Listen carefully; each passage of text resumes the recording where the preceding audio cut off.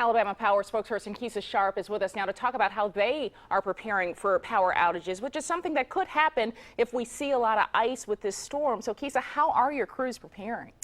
Just as we always do.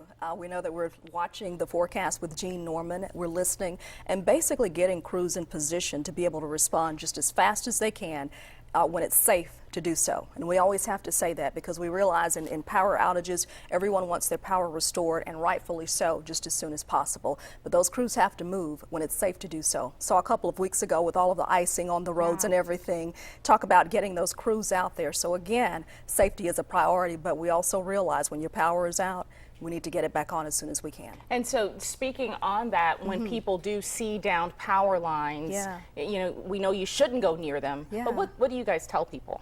You know, just common sense would come into play. When you see a down power line, you don't take fate into your own hands and you don't assume that this should be okay. You pick up the phone, or either you can use your smartphone to go online and report that you see a down power line.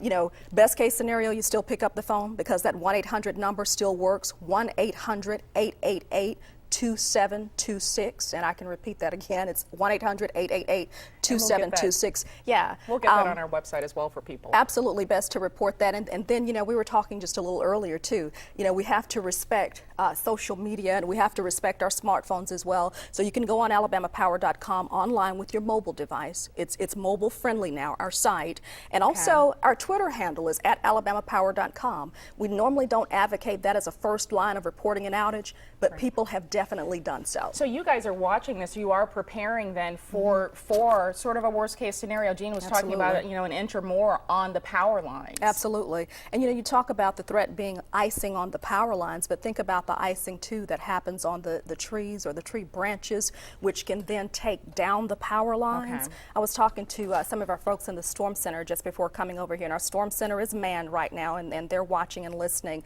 and it really could be a worst case scenario for us. It's not something that we want to see, but again, you know, and I don't know if people really understand or take this for granted here. Our crews just try to get out just as soon as they can and make sure that power is restored. Recognizing that they are people as well, family members who need to get out there and do their job. Absolutely. Kiesa, thank you for talking with us. And again, that website, that number is on our website if you need to report down power lines. Trent?